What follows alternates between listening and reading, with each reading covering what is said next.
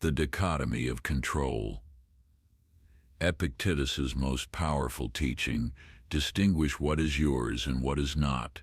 The opening lines that changed everything. The Enchiridion, the handbook Epictetus gave his students, begins with what may be the most important paragraph in all of philosophy.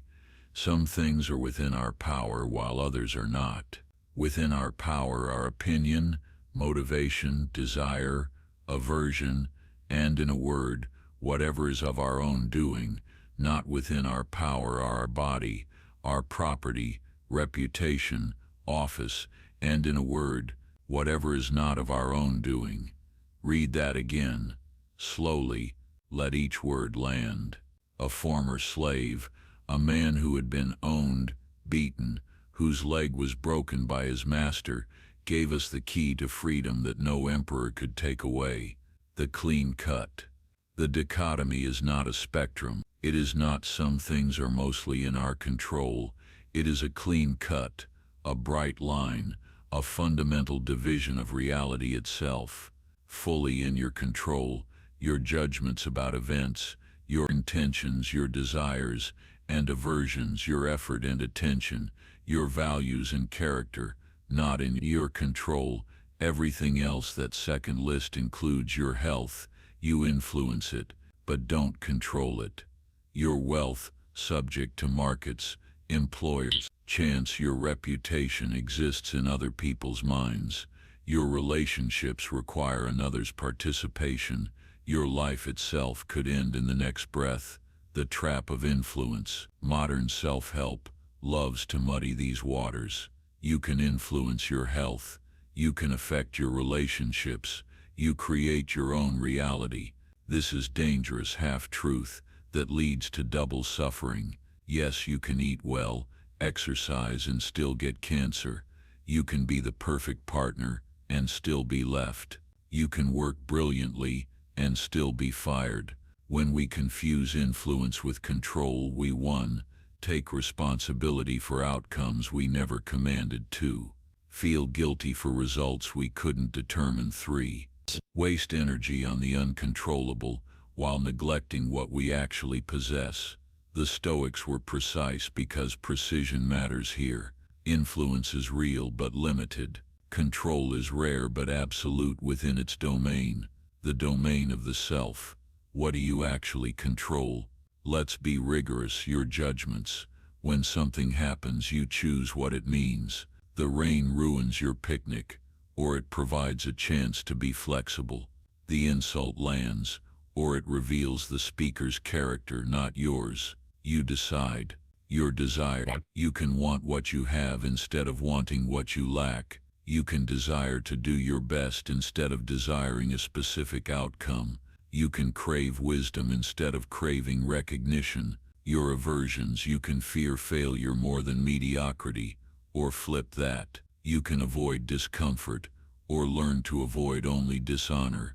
Your aversions shape your life. You shape your aversions. Your intentions. You choose what you're trying to do, even if you can't guarantee success. You aim at virtue even when circumstances make virtue difficult. The practice. The morning preparation. Each morning before entering the world, Epictetus advised his students to preview the day.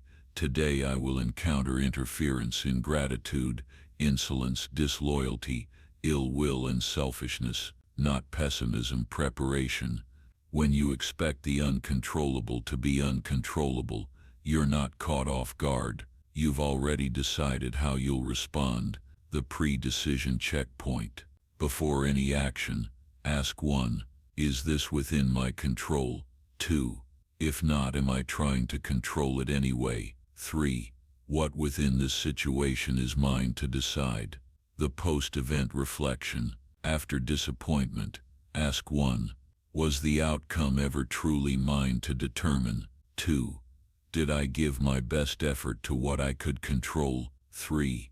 What am I learning about where to direct my energy? The archer's metaphor. Imagine an archer.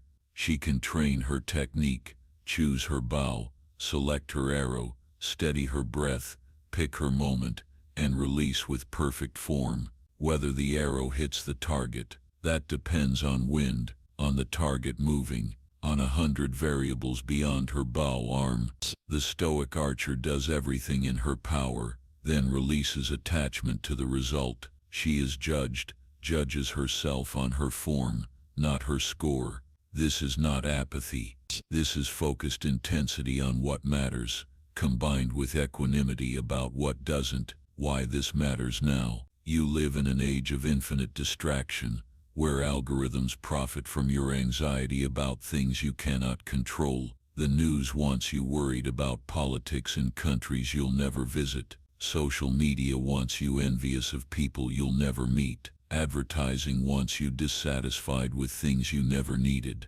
All of this targets the external, the uncontrollable. The dichotomy of control is not ancient wisdom made irrelevant by modernity. It is ancient wisdom made essential by modernity. The freedom. Here is what Epictetus promised his students, and what I promise you.